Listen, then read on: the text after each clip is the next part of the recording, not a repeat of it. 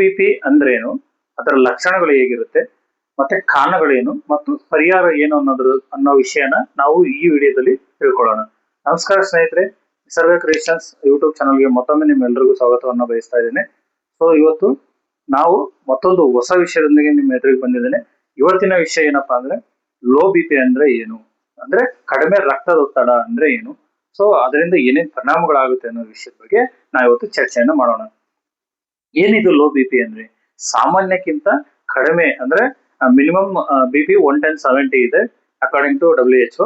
So ಇಲ್ಲಿ minimum 90/60 ಏನು B P record ಆದ್ರೆ ಸೊ ನಾವು ಅದನ್ನ ಲೋ ಬಿ ಪಿ ಅಂತ ಪರಿಗಣಿಸ್ತೇವೆ. ಸೊ ಕೆಲವೊಂದು ಪೇಷಂಟ್ಗಳಲ್ಲಿ ಇನ್ನು ಹೈಪೋಟೆನ್ಷನ್ ಅಂತ ಏನ್ ಕರಿತೀವಿ, ಸೊ ಕೆಲವೊಂದು ಪೇಷಂಟ್ಗಳಲ್ಲಿ ಇದು 90/60 ಸೊ ನಾರ್ಮಲ್ ಇರುತ್ತೆ. ಅಂದ್ರೆ ಅವರಿಗೆ ಯಾವುದೇ ತರದ ಲಕ್ಷಣಗಳು ಇರೋದಿಲ್ಲ. ಕೆಲವೊಂದು ಪೇಷಂಟ್ಗಳಲ್ಲಿ ಮಾತ್ರ. ಆದ್ರೆ ಆಲ್ಮೋಸ್ಟ್ ಪೇಷಂಟ್ಗಳಲ್ಲಿ ಯಾವಾಗ ಬಿ ಪಿ 100/60 ಗಿಂತ ಕಡಿಮೆ ಬರುತ್ತೆ ಅಥವಾ 90/60 ಗಿಂತ ಕಡಿಮೆ ಬರುತ್ತೆ, ಆಗ ಕೆಲವೊಂದು ಲಕ್ಷಣಗಳು ಕಾಣಲಿಕ್ಕೆ ಆರಂಭ ಆಗುತ್ತೆ. ಯಾವುವು ಆ ಲಕ್ಷಣಗಳು ಮತ್ತೆ ಅದು ಯಾವ ರೀತಿಯ ಪರಿಣಾಮವನ್ನ ಬೀರುತ್ತೆ, ಇದು ಸಹಜನ ಅಥವಾ ಅಸಹಜನ ಅನ್ನೋ ವಿಷಯದ ಬಗ್ಗೆ ನಾವು ಇವತ್ತು ಚರ್ಚೆಯನ್ನ ಆರಂಭ ಮಾಡೋಣ. ಇನ್ನು ಕೆಲವರಿಗೆ ಕೆಲವೊಂದು ಲಕ್ಷಣಗಳು ಕಾಣಿಸುತ್ತೆ, ಇನ್ನು ಕೆಲವೊಬ್ಬರಿಗೆ ಯಾವುದೇ ಲಕ್ಷಣಗಳು ಕಾಣಿಸಿಕೊಳ್ಳುವುದಿಲ್ಲ. ಏನಪ್ಪಾ ಆ ಲಕ್ಷಣಗಳು ಕಾಣಿಸ್ಕೊಳ್ಳುತ್ತೆ ಆ ವ್ಯಕ್ತಿಗಳಲ್ಲಿ ಅಂದ್ರೆ, ಇಲ್ಲಿ ಸಾಮಾನ್ಯವಾಗಿ ಅವರಿಗೆ ತಲೆ ಸುತ್ತುವುದು, ಅಂದ್ರೆ ನಾರ್ಮಲ್ ವ್ಯಕ್ತಿಗೆ ತಲೆ ಸುತ್ತು ಬರೋದಿಲ್ಲ. ಸೊ ಇಲ್ಲಿ ಲೋ ಬಿ ಪಿ ಇರುವಂತಹ ವ್ಯಕ್ತಿಗೆ ತಲೆ ಸುತ್ತು ಪದೇ ಪದೇ ಬರ್ತಾ ಇರುತ್ತೆ. ಯಾವಾಗ ತಲೆ ಸುತ್ತು ಜಾಸ್ತಿ ಬರುತ್ತೆ ಅಂದ್ರೆ ಸೊ ಕೂತಿರುವಂತಹ ವ್ಯಕ್ತಿ ಸಡನ್ ಆಗಿ ಎದ್ದಾಗ ಅವನಿಗೆ ಕಣ್ಣೆಲ್ಲ ತೆರೆದಾಗಿ ಕತ್ತಲಾಗಿ ಮತ್ತೆ ಬೆಳಕಾಗುತ್ತೆ ಫ್ರಾಕ್ಷನ್ ಆಫ್ ಸೆಕೆಂಡ್ಸ್ ಅಲ್ಲಿ. ಸೊ ಇದು ಒಂದು ಪ್ರಮುಖ ಲಕ್ಷಣ ಆಗಿದೆ. ಸೊ ನೆಕ್ಸ್ಟ್ ಏನಾಗುತ್ತಪ್ಪ ಅಂದ್ರೆ ಆಯಾಸ ಅಥವಾ ದೌರ್ಬಲ್ಯ ಆಗುತ್ತೆ. ಅಂದ್ರೆ ಆ ವ್ಯಕ್ತಿಗೆ ಏನೇ ಕೆಲಸ ಮಾಡಕ್ ಹೋದ್ರು ಆಯಾಸ ಬೇಗ ಆಗುತ್ತೆ ಮತ್ತು ವೀಕ್ನೆಸ್, ಅಂದ್ರೆ ಬಾಡಿ ಶಿವರಿಂಗ್ ಸ್ಟಾರ್ಟ್ ಆಗಿ ಅವನಲ್ಲಿ ವೀಕ್ನೆಸ್ ಕಾಣ್ಲಿಕ್ಕೆ ಸ್ಟಾರ್ಟ್ ಆಗುತ್ತೆ. ಸೊ ಇದರ ಜೊತೆಗೆ ಮತ್ತೊಂದು ಪರಿಣಾಮ ಏನಪ್ಪಾ ಅಂದ್ರೆ ಕಣ್ಣು ಮಂಜಾಗುವುದು. ಅಂದ್ರೆ ಆ ವ್ಯಕ್ತಿಗೆ ಒಂದ್ ಫ್ರಾಕ್ಷನ್ ಆಫ್ ಸೆಕೆಂಡ್ ಅಲ್ಲಿ ಇಡೀ ಅವ್ರಿಗಿರುವಂತಹ ಜಾಗ ಫುಲ್ ಬ್ಲಾಕ್ ಆಗಿ ಫುಲ್ ಬ್ಲಾಂಕ್ ಆಗ್ತಾನೆ. ಸೊ ನೆಕ್ಸ್ಟ್ 1-2-3 ಸೆಕೆಂಡ್ಸ್ ಅಲ್ಲಿ ಮತ್ತೆ ಆ ವ್ಯಕ್ತಿಗೆ ಎಲ್ಲ ಕ್ಲಿಯರ್ ಆಗುತ್ತೆ. ಸೊ ಇದು ಸಹ ಒಂದು ಲಕ್ಷಣ. ಮತ್ತೆ ಮೂರ್ಛೆ ಹೋದಂತೆ ಅನಿಸುವುದು. ಇಲ್ಲಿ ಮೂರ್ಛೆ ಹೋಗೋದಿಲ್ಲ, ಆದ್ರೆ ಆ ವ್ಯಕ್ತಿಗೆ ಆ ರೀತಿ ಅನ್ಸುತ್ತೆ, ಅಂದ್ರೆ ಮೂರ್ಛೆ ಹೋಗ್ತಿದ್ದೀನಿ ನಾನು ಅಥವಾ ನಾನು ತಲೆ ಸುತ್ತು ಬೀಳ್ತಾ ಇದ್ದೀನಿ ಅನ್ನೋ ಒಂದು ಫೀಲಿಂಗ್ ಬರುತ್ತೆ. ಸೊ ಇದು ಸಹ ಒಂದು ಪ್ರಮುಖ ಲಕ್ಷಣ ಆಗುತ್ತೆ. ಮತ್ತೆ ವಾಕರಿಕೆ, ಆ ವ್ಯಕ್ತಿ ಯಾವಾಗ್ಲೂ ಹೇಳ್ತಿರ್ತಾರೆ ವಾಂತಿ ಬಂದಂಗೆ ಆಗ್ತಾ ಇದೆ ನನಗೆ, ಅಥವಾ ವಾಂತಿ ಬರ್ತಾ ಇದೆ, ಸೊ ಗಂಟ್ಲಲ್ಲೇ ಸಿಕ್ಕೊಂಡಂಗೆ ಆಗ್ತಾ ಇದೆ, ಹೊರಗಡೆ ಬರ್ತಾ ಇಲ್ಲ, ಅಂದ್ರೆ ವಾಕರಿಕೆ ಬರ್ತಾ ಇರುತ್ತೆ ಆ ವ್ಯಕ್ತಿಗೆ.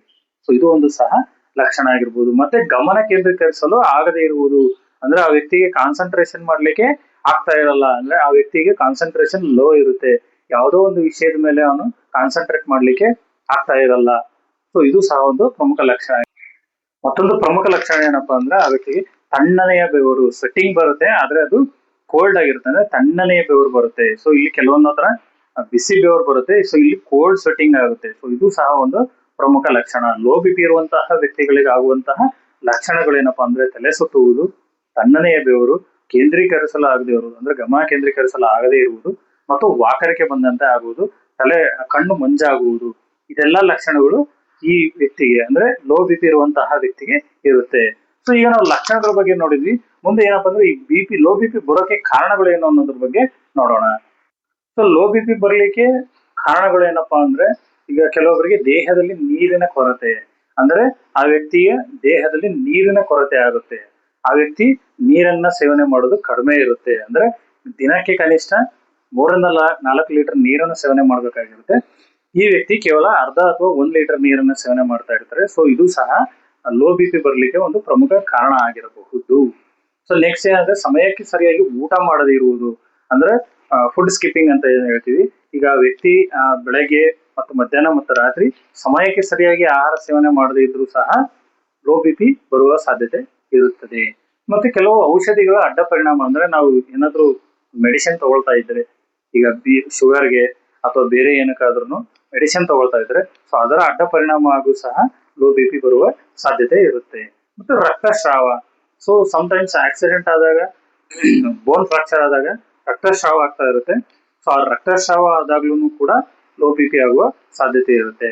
ಮತ್ತೆ ಋತುಚಕ್ರದಲ್ಲಿ, ಮಹಿಳೆಯರಿಗೆ ಋತುಚಕ್ರದಲ್ಲಿ ರಕ್ತಸ್ರಾವ, ಈಗ ಮಹಿಳೆಗೆ ಹೆಚ್ಚು ಹೆಚ್ಚು ರಕ್ತಸ್ರಾವ ಅಂದ್ರೆ ಋತುಚಕ್ರ ಆದಾಗ ಆ ಮಹಿಳೆಗೆ ಕನಿಷ್ಠ ರಕ್ತಸ್ರಾವದ ಜೊತೆಗೆ ಗರಿಷ್ಠ ರಕ್ತಸ್ರಾವ ಆದಾಗಲೂ ಸಹ ಲೋ ಬಿ ಪಿ ಆಗುವ ಸಾಧ್ಯತೆ ಇರುತ್ತೆ. ಮತ್ತೆ ಹೃದಯದ ಕೆಲವು ತೊಂದರೆಗಳು.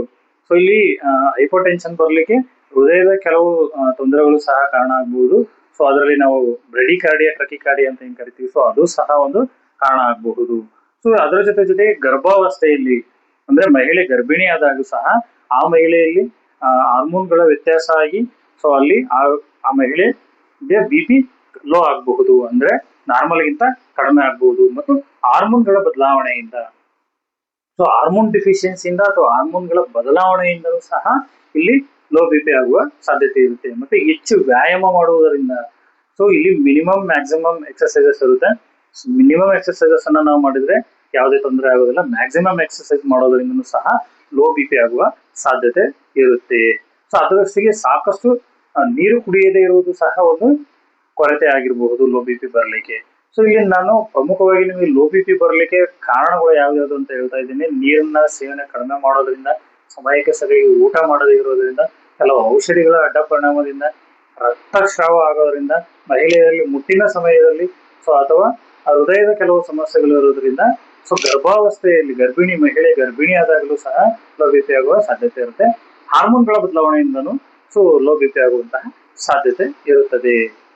ಲೋ ಬಿ ಪಿ ಇರುವವರು ಏನ್ ಮಾಡಬಹುದು ಅಂದ್ರೆ, ಸೊ ಹೋಮ್ ರೆಮಿಡಿ ಅಂತ ಏನ್ ಕರಿತೀವಿ, ಮನೆಯಲ್ಲೇ ನಾವು ಲೋ ಬಿ ಪಿನ ಯಾವ ರೀತಿ ಕಂಟ್ರೋಲ್ ಮಾಡಬಹುದು. ಸೊ ನಾವೇ ನಮ್ಮಲ್ಲಿ ಬದಲಾವಣೆಗಳನ್ನ ಮಾಡ್ಕೊಂಡ್ರೆ ಲೋ ಬಿ ಪಿನ ಯಾವ ರೀತಿ ಕಂಟ್ರೋಲ್ ಮಾಡಿ ಅದರಿಂದ ಆಗುವಂತಹ ದುಷ್ಪರಿಣಾಮಗಳನ್ನ ನಾವು ತಡೆಗಟ್ಟಬಹುದು ಅನ್ನೋದ್ರ ಬಗ್ಗೆ ನೋಡೋದಾದ್ರೆ, ಸೊ ಇಲ್ಲಿ ನಾವು ಸಾಕಷ್ಟು ನೀರನ್ನ ಕುಡಿಬೇಕಾಗುತ್ತೆ. ಅಂದ್ರೆ ಒಬ್ಬ ವ್ಯಕ್ತಿ ಕನಿಷ್ಠ 3ರಿಂದ 4 ಲೀಟರ್ ನೀರಿನ ಸೇವನೆಯನ್ನ ಮಾಡೋದ್ರಿಂದ ಸೊ ಲೋ ಬಿ ಪಿಯನ್ನ ಕಂಟ್ರೋಲ್ ಮಾಡಬಹುದು. ಅಂದ್ರೆ ಲೋ ಬಿ ಪಿ ಇದ್ದವ್ರು ಏನ್ ಮಾಡ್ಬೇಕು ಅನ್ನೋದು ಹೇಳೋದಾದ್ರೆ, ಸಾಕಷ್ಟು ನೀರಿನ ಸೇವನೆಯನ್ನ ಮಾಡ್ಬೇಕು.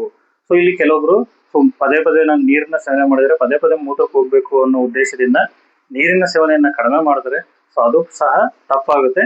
ಸೊ ನೀರಿನ ಸೇವನೆ ಚೆನ್ನಾಗಿದ್ರೆ ಅಂದ್ರೆ ನಮ್ಮ ಬಾಡಿಗೆ ಏನ್ ನೀರ್ ಬೇಕಾಗಿರೋ ಅಷ್ಟು ಸಾಕಷ್ಟು ನೀರನ್ನ ನಾವು ಕೊಟ್ರೆ ಸೊ ಅಲ್ಲಿ ಸಹ ಲೋ ಬಿ ಪಿ ಆಗೋದನ್ನ ಕಂಟ್ರೋಲ್ ಮಾಡಬಹುದು. ಮತ್ತು ದೀರ್ಘಕಾಲ ಖಾಲಿ ಹೊಟ್ಟೆಯಲ್ಲಿರುವುದನ್ನ ನಿಲ್ಲಿಸಬೇಕು. ಅಂದ್ರೆ ಈಗ ಆ ವ್ಯಕ್ತಿ ಬೆಳಗ್ಗೆ ನಾಷ್ಟ ಸೇವನೆ ಅಂದ್ರೆ ಟಿಫಿನ್ ಮಾಡಿರ್ತಾರೆ, ಸೊ ಮಧ್ಯಾಹ್ನದ ಊಟಕ್ಕೆ ಮತ್ತು ನಾಷ್ಟಕ್ಕೆ ತುಂಬಾ ಟೈಮ್ ಅನ್ನ ಕೊಟ್ಟಾಗ್ಲೂ ಸಹ ಸೊ ಅಲ್ಲಿ ದೀರ್ಘಕಾಲದ ಆಹಾರ ಸೇವನೆ ಮಾಡದೇ ಇದ್ರೂ ಸಹ ಲೋ ಬಿ ಪಿ ಆಗುವಂತಹ ಸಾಧ್ಯತೆ ಇರುತ್ತೆ. ಅಂದ್ರೆ ಲೋ ಬಿ ಪಿ ಆದಾಗ ಮತ್ತೆ ಕೈ ಕಾಲು ಶಿವರಿಂಗ್ ಬರೋಕೆ ಸ್ಟಾರ್ಟ್ ಆಗಬಹುದು. ಮತ್ತೆ ಕುಳಿತಾಗ ಮೇಲೆ ಹೇಳುವಾಗ ಸೊ ಸಪೋರ್ಟ್ ತಗೋಬೇಕು. ಅಂದ್ರೆ ಈಗ ಕೆಳಗಡೆ ಕೂತಿರ್ತಕ್ಕಂತ ವ್ಯಕ್ತಿ ಅಥವಾ ಚೇರ್ ಮೇಲೆ ಕೂತಿರ್ತಕ್ಕಂಥ ವ್ಯಕ್ತಿ ಸಡನ್ ಆಗಿ ಮೇಲೆ ಇದ್ದಾಗ್ಲೂ ಸಹ ತಲೆ ಸುತ್ತು ಬಂದು ಕಣ್ಣು ಮಂಜಾಗಿ ಬೀಳುವ ಸಾಧ್ಯತೆ, ಮೂರ್ಛೆ ಬಂದಂಗ ಆಗುವ ಸಾಧ್ಯತೆ ಇರುತ್ತೆ. ಸೊ ಹಾಗಾಗಿ ಚೇರಿನ ಅಥವಾ ಗೋಡೆಯ ಸಪೋರ್ಟ್ ಅನ್ನ ತೆಗೆದುಕೊಂಡು ಸೊ ಆ ವ್ಯಕ್ತಿ ಬೀಳುವುದನ್ನ ತಡೆಗಟ್ಟಬಹುದು. ಮತ್ತೆ ವೈದ್ಯರ ಸಲಹೆಯಂತೆ ಉಪ್ಪಿನ ಪ್ರಮಾಣವನ್ನ ಸೇವನೆ ಮಾಡುವುದನ್ನ ಹೆಚ್ಚಿಸಬೇಕಾಗುತ್ತೆ. ಇಲ್ಲಿ ವೈದ್ಯರ ಸಲಹೆ ಮೇರೆಗೆ ಸೊ ಉಪ್ಪಿನಾಂಶ ಇರುವಂತಹ ಆಹಾರಗಳ ಸೇವನೆಯನ್ನ ಹೆಚ್ಚಿಸಬೇಕಾಗುತ್ತೆ. ಅದರ ಜೊತೆಗೆ ಉಪ್ಪಿನಕಾಯಿ ಮತ್ತು ಹಣ್ಣುಗಳಿಗೆ ಮತ್ತು ಮಜ್ಜಿಗೆಗೆ ಉಪ್ಪು ಹಾಕಿ ಸೇವನೆ ಮಾಡೋದನ್ನು ಸಹ ಮಾಡಬೇಕಾಗುತ್ತೆ. ಅಂದ್ರೆ ಲೋ ಬಿ ಪಿಯನ್ನು ತಡೆಗಟ್ಟಲಿಕ್ಕೆ ಸೊ ಇದು ಒಂದು ಸಹ ಶೀಘ್ರ ಪರಿಹಾರ, ಅಂದ್ರೆ ಹೋಮ್ ರೆಮಿಡಿ ಅಂತ ಏನ್ ಹೇಳ್ತೀವಿ, ಇದನ್ನ ಮಾಡ್ಬೇಕಾಗುತ್ತೆ. ಆದರೆ ವೈದ್ಯರ ಸಲಹೆ ಇಲ್ಲಿ ಪ್ರಮುಖವಾಗಿರುತ್ತೆ. ತಲೆ ಸುತ್ತಿದರೆ ತಕ್ಷಣ ಕುಳಿತುಕೊಳ್ಳಬೇಕು. ಅಂದ್ರೆ ತಲೆ ಯಾವಾಗ ಸುತ್ತೋಕ್ ಸ್ಟಾರ್ಟ್ ಆಗುತ್ತೆ ಸೊ ಅವಾಗ ತಕ್ಷಣ ಕೂರ್ಬೇಕು ಅಥವಾ ಗೋಡೆಯ ಸಪೋರ್ಟ್ ಅನ್ನ ಅಥವಾ ಚೇರಿನ ಸಪೋರ್ಟ್ ಅನ್ನ ಪಡಿಬೇಕು. ಮತ್ತೆ ಕಾಲುಗಳನ್ನು ಇಲ್ಲಿ ಇನ್ನೊಂದು ಪ್ರಮುಖವಾಗಿ ಏನಂದ್ರೆ ಸೊ ಇಲ್ಲಿ ಒಂದು ಫೂಟ್ ಅಂಡ್ ಎಲಿವೇಶನ್ ಅಂತ ಒಂದು ಪೊಸಿಷನ್ ಅನ್ನ ಮಾಡೋದನ್ನ ಸೊ ನಾನು ಇಲ್ಲಿ ಚಿತ್ರದಲ್ಲಿ ತೋರಿಸಿದ್ದೇನೆ. ಸೊ ಈ ರೀತಿ ಮಾಡೋದ್ರಿಂದನೂ ಸಹ ಲೋ ಬಿ ಪಿಯನ್ನ ತಡೆಗಟ್ಟಬಹುದು. ಮತ್ತೆ ಇನ್ನೊಂದೇನಪ್ಪಾ ಅಂದ್ರೆ ಫೂಟ್ ಅಂಡ್ ಎಲಿವೇಶನ್ ಅನ್ನ ಲೋ ಬಿ ಪಿ ಇರುವಂತಹ ಯಾವುದೇ ವ್ಯಕ್ತಿ ಮಾಡಬಹುದು. ಸೊ ಅದು ಕನಿಷ್ಠ ದಿನಕ್ಕೆ 10 ನಿಮಿಷ ಮಾಡಬೇಕಾಗುತ್ತೆ. ಸೊ ಇಲ್ಲಿ ನಾನು ಈ ಚಿತ್ರದಲ್ಲಿ ತೋರಿಸಿದ ಹಾಗೆ ಸೊ ನೀವು ಫೂಟ್ ಅಂಡ್ ಎಲಿವೇಶನ್ ಅನ್ನ ನೀವು ಅಭ್ಯಾಸ ಮಾಡಿದ್ರೆ ಸೊ ಲೋ ಬಿ ಪಿಯನ್ನು ಸಹ ತಡೆಗಟ್ಟಬಹುದು. ಸೊ ಯಾವಾಗ ನಾವು ವೈದ್ಯರನ್ನ ಭೇಟಿ ಆಗ್ಬೇಕು ಅಂತ ಅಂದ್ರೆ ಸೊ ಪದೇ ಮೂರ್ಛೆ ಬಂದಂತೆ ಆಗೋದು ಅಥವಾ ತಲೆ ಸುತ್ತಿದಂತೆ ಪದೇ ಆಗ್ತಾ ಇರುತ್ತಲ್ಲ, ಆವಾಗ ನಾವು ವೈದ್ಯರನ್ನ ಭೇಟಿಯಾಗಿ ವೈದ್ಯರ ಸಲಹೆಯನ್ನ ಪಡಿಬೇಕಾಗುತ್ತೆ. ಮತ್ತೆ ಎದೆ ನೋವು ಮತ್ತು ಉಸಿರಾಟದ ತೊಂದರೆ ಬಂದಾಗ, ಅಂದ್ರೆ ವ್ಯಕ್ತಿಗೆ ಸಡನ್ ಆಗಿ ಚೆಸ್ಟ್ ಪೇನ್ ಬರ್ಲಿಕ್ಕೆ ಸ್ಟಾರ್ಟ್ ಆಗುತ್ತೆ, ಮತ್ತೆ ಬ್ರೀತಿಂಗ್ ಡಿಫಿಕಲ್ಟಿ ಸ್ಟಾರ್ಟ್ ಆಗುತ್ತೆ, ಅಂದ್ರೆ ಉಸಿರಾಟದ ತೊಂದರೆ ಸ್ಟಾರ್ಟ್ ಆಗುತ್ತೆ. ಸೊ ಆವಾಗ ವ್ಯಕ್ತಿ ವೈದ್ಯರ ಸಲಹೆಯನ್ನ ಪಡಿಬಹುದು. ಲೋ ಬಿ ಪಿ ಮತ್ತೆ ಕಾಣಿಸಿಕೊಂಡಾಗ್ಲೂ ಸಹ ವೈದ್ಯರ ಭೇಟಿ ಮಾಡಿ ವೈದ್ಯರ ಸಲಹೆಯಂತೆ ಔಷಧೋಪಚಾರಗಳನ್ನ ತೆಗೆದುಕೊಳ್ಳಬಹುದು. ಅಂದ್ರೆ ಈಗ ಲೋ ಬಿ ಪಿ ಇರುವಂತಹ ವ್ಯಕ್ತಿ ಏನೇನ್ ಮಾಡ್ಬೋದಪ್ಪ ಅಂದ್ರೆ, ಸೊ ವೈದ್ಯರ ಸಲಹೆಯಂತೆ ಉಪ್ಪಿನ ಪ್ರಮಾಣ ಅಂದ್ರೆ ಉಪ್ಪಿನ ಸೇವನೆಯ ಪ್ರಮಾಣವನ್ನ ಹೆಚ್ಚಿಸಬೇಕಾಗುತ್ತೆ. ಹಣ್ಣುಗಳಿಗೆ ಮತ್ತು ಉಪ್ಪಿನಕಾಯಿಯನ್ನ ತಿನ್ನೋದು, ಹಣ್ಣುಗಳಿಗೆ ಮತ್ತು ಮಜ್ಜಿಗೆಗೆ ಉಪ್ಪು ಹಾಕಿ ಸೇವನೆಯನ್ನ ಮಾಡೋದು, ತಲೆ ಸುತ್ತಿದ ತಕ್ಷಣ ಕುಳಿತುಕೊಳ್ಳುವುದು, ಹಾಗೆ ಅದರ ಜೊತೆಗೆ ಫುಟ್ ಅಂಡ್ ಎಲಿವೇಶನ್ ಎಕ್ಸರ್ಸೈಸಸ್ ಅನ್ನ ಮಾಡುವುದು. ಸೊ ಇವನ್ನೆಲ್ಲ ಮಾಡೋದ್ರಿಂದನೂ ಸಹ ಲೋ ಬಿ ಪಿನ ತಡೆಗಟ್ಟಬಹುದು. ಮತ್ತೆ ಸಾಕಷ್ಟು ನೀರನ್ನು ಸಹ ಸೇವನೆ ಮಾಡಬೇಕಾಗುತ್ತೆ. ಮತ್ತೆ ಹಸುವನ್ನ, ದೀರ್ಘಕಾಲದ ಹಸುವನ್ನ ತಡೆಗಟ್ಟಿ ಆಗಾಗ ಆಹಾರ ಸೇವನೆಯನ್ನು ಸಹ ಮಾಡಬೇಕಾಗುತ್ತೆ. ಸೊ ವೈದ್ಯರನ್ನ ಯಾವಾಗ ಭೇಟಿ ಆಗ್ಬೇಕು ಅಂತ ನಾನು ನಿಮ್ಗೆ ಹೇಳಿದೆ. ಪದೇ ಪದೇ ಮೂರ್ಛೆ ಬಂದಂತೆ ಆಗುವುದು, ಅಥವಾ ತಲೆ ಸುತ್ತುವುದು, ಎದೆನೋವು ಅಥವಾ ಉಸಿರಾಟದ ತೊಂದರೆ ಆದಾಗ, ಸೊ ಅಥವಾ ತಲೆ ಸುತ್ತು ಜಾಸ್ತಿಯಾಗಿ, ಸೊ ಬಿ ಪಿ ಪದೇ ಪದೇ ಕಡಿಮೆ ಆದಾಗ್ಲೂ ಸಹ ವೈದ್ಯರನ್ನ ಭೇಟಿಯಾಗಬಹುದು. ಅಂದ್ರೆ ಇಲ್ಲಿ ಈ ಲೋ ಬಿ ಪಿ ಇರುವಂತಹ ವ್ಯಕ್ತಿ ತುಂಬಾ ಗೊಂದಲದಲ್ಲಿ ಇರ್ತಾರೆ. ಅಂದ್ರೆ ಸೊ ಅವ್ರಿಗೆ ಏನಾಗ್ತಿದೆ ಅನ್ನೋದು ಸಡನ್ ಆಗಿ ಐಡೆಂಟಿಫೈ ಮಾಡ್ಲಿಕ್ಕೆ ಆಗ್ತಿರೋದಿಲ್ಲ.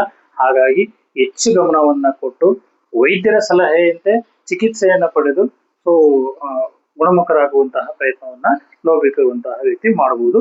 ಸೊ ಮನೆಯಲ್ಲೇ ನಾವು ಮಾಡಬಹುದಾಗಿರೋದು ಏನಪ್ಪಾ ಅಂದ್ರೆ, so foot and elevation exercises ಇಲ್ಲಿ ಪಿಕ್ಚರ್ ಅಲ್ಲಿ ತೋರಿಸಿದೀನಿ. ಸೊ ಆ ರೀತಿ ಮಾಡಬಹುದು. ಅದರ ಜೊತೆಗೆ ಹಣ್ಣುಗಳಿಗೆ ಮತ್ತೆ ಮಜ್ಜಿಗೆಗೆ ಮತ್ತು ಉಪ್ಪಿನ ಸೇವನೆಯನ್ನ ಜಾಸ್ತಿ ಮಾಡ್ತಾ ಹೋದ್ರು ಸಹ ಲೋ ಬಿ ಪಿಯನ್ನ ಕಂಟ್ರೋಲ್ ಮಾಡಬಹುದು. ಕೊನೆಯ ಮಾತು ಏನಪ್ಪಾ ಅಂದ್ರೆ, ಲೋ ಬಿ ಪಿಯನ್ನ ಯಾವುದೇ ಕಾರಣಕ್ಕೂ ನಿರ್ಲಕ್ಷಿಸಬೇಡಿ. ಸೊ ಇದು ಸಹ ಚಿಕ್ಕ ಕಾಯಿಲೆ ಎನಿಸಿದ್ರು ದೊಡ್ಡ ಪರಿಣಾಮವನ್ನು ಬೀರುವಂತಹ ಕೆಲಸವನ್ನ ಮಾಡುತ್ತೆ. ಹಾಗಾಗಿ ನಿರ್ಲಕ್ಷ್ಯ ಮಾಡದೆ ಸೊ ಸರಿಯಾದ ಸಮಯಕ್ಕೆ ಆಹಾರ ಸೇವನೆ ಮತ್ತು ನೀರಿನ ಪ್ರಮಾಣ ಅಂದ್ರೆ ನೀರಿನ ಸೇವನೆಯನ್ನು ಹೆಚ್ಚು ಮಾಡುವುದು, ವೈದ್ಯರ ಸಲಹೆಯಂತೆ ಆಹಾರವನ್ನ ತೆಗೆದುಕೊಳ್ಳುವುದು ಮತ್ತು ಔಷಧೋಪಚಾರಗಳನ್ನು ತೆಗೆದುಕೊಳ್ಳುವ ಮೂಲಕ ನಿಯಂತ್ರಿಸಲು ಬಹುದು ಕೂಡ. ಸೊ ಈ ವಿಡಿಯೋ ನಿಮಗೆ ಹೆಚ್ಚು ಉಪಯುಕ್ತ ಅನಿಸಿದ್ರೆ ಲೈಕ್ ಮಾಡಿ ಮತ್ತೆ ಶೇರ್ ಮಾಡಿ, ನಿಮ್ಮ ಕುಟುಂಬದವರೊಂದಿಗೆ ಹಂಚಿಕೊಳ್ಳಿ ಮತ್ತು ಆರೋಗ್ಯಕರ ಮಾಹಿತಿಗಾಗಿ ನಿಸರ್ಗ ಕ್ರಿಯೇಷನ್ಸ್ ಯೂಟ್ಯೂಬ್ ಚಾನಲ್ ಅನ್ನ ಸಬ್ಸ್ಕ್ರೈಬ್ ಮಾಡಿ. ಇದೇ ರೀತಿಯ ಸಪೋರ್ಟ್ ಅನ್ನ ನಮಗೆ ಮಾಡಿ ಅಂತ ಹೇಳ್ತಾ ನನ್ನ ಮಾತುಗಳನ್ನ ಮುಗಿಸ್ತಾ ಇದ್ದೇನೆ. ನಮಸ್ಕಾರ.